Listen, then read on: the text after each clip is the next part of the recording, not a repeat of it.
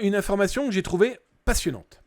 Alors, les services de renseignement, les services de sécurité intérieure de la France, on appelle ça la DGSI, Direction Générale de la Sécurité Intérieure, ça y est, à chaque fois je me plante, je vous l'avoue.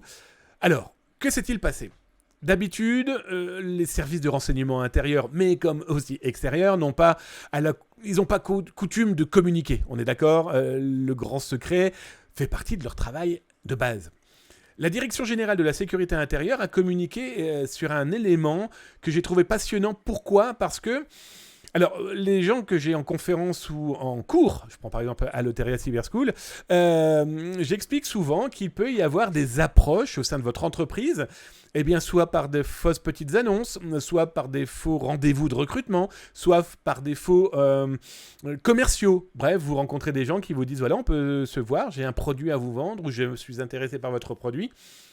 Et leur manipulation sur du long terme, sur du plus ou moins long terme, pour une seule et unique mission, eh bien, c'est de vous extraire de l'information via du social engineering, via des techniques qui permettent eh bien, de collecter au fur et à mesure d'une discussion sur du plus ou moins long terme, comme je vous venais de le dire, eh bien, de mettre la main peut-être sur des secrets d'État ou en tout cas des secrets industriels. Je vous mets le lien sur le Twitch de Zattaz, là directement. Vous avez donc ce lien pour ceux qui sont sur Twitch. Ceux qui sont sur YouTube, vous retrouvez le lien là en bas dans les descriptions. Après avoir cliqué sur la petite cloche, le petit cœur et un petit message, ça fait toujours plaisir, pour retrouver l'article que je vous présente là maintenant. Alors, que s'est-il passé ? Eh bien, la Direction Générale dédiée à la sécurité intérieure de la France a alerté en disant « Nous avons repéré des tentatives de détournement d'informations par des espions russes. » Ils y sont allés franco, voilà. Ces gens-là ont passé des petites annonces pour faire quoi ? Eh bien, recruter des étudiants pour des cours particuliers. Alors, des cours particuliers dédiés aux langues, à la géopolitique, aux sciences, à l'économie. Alors, la première approche, c'est discuter un petit peu, c'est prendre cours, c'est faire des analyses ou en tout cas des corrections d'analyse et profiter des connaissances de l'étudiant pour extraire ses connaissances, parce qu'il est peut-être en alternance dans une grande société française dédiée à l'aéronautique, dédiée à l'armement, dédiée au commerce, dédiée aux banques. Voilà, il y a plein de possibilités. Et donc la DGSI a fait quoi ? Vous retrouvez le lien d'ailleurs sur Zattaz, a clairement diffusé un article ce 21 octobre expliquant l'espionnage, ce n'est malheureusement pas du cinéma. Alors, ce qui est très intéressant, c'est que cette approche-là est parfaite parce que, voilà, ça communique, d'abord, première chose, et puis surtout, c'est très clair sur le sujet. Ne pensez pas que l'espionnage, c'est que 007, c'est que OSS 117, c'est Jason Bourne ou je ne sais trop quoi. Ça, effectivement, c'est du cinéma. Mais tout le reste n'est pas du cinoche. Je vais juste vous prendre un exemple très concret. Dans les années 70, eh bien, ce comptable travaillant pour une ambassade chinoise, qui s'est quand même retrouvé à tomber amoureux d'une Chinoise qui, pendant 10 ans, ils ont vécu ensemble. Pendant 10 ans, il a fourni des informations sensibles à cette Chinoise qui s'est avérée être un homme. Tout est possible. Quand une autorité, un pays souhaite récupérer des informations et qu'il a trouvé le bon pigeon, eh bien, ils sont capables de faire pas mal de choses. Et cette approche en social engineering, eh bien, la DGSI l'explique. C'est carrément bien foutu. Ils ont fait du... Voilà, ils communiquent. C'est fou. Toujours est-il que, eh bien là, on se retrouve avec une explication de comment fonctionne cette approche. Eh bien, au départ, c'est une relation carrément anodine. Ça passe par le Bon Coin, ça passe sur des sites de petites annonces dédiées à « Oui, salut, bonjour, je recherche un étudiant en éco, une étudiante en histoire. » Voilà. Et l'idée, c'est qu'il y a véritablement approche de cours, véritablement approche professionnelle, en tout cas dédiée à ce qui est proposé par ce demandeur de cours particuliers.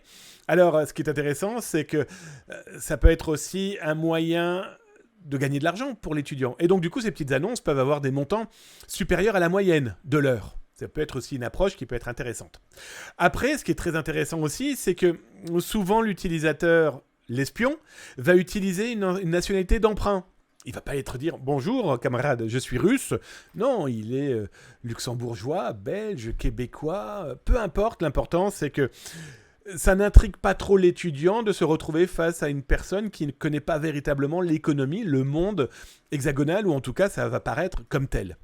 Et tout doucement, comme l'explique la DGSI, eh bien, votre élève, l'élève qui vous paye 30, 40, 50 balles de l'heure pour lui donner des cours, il dévie du sujet.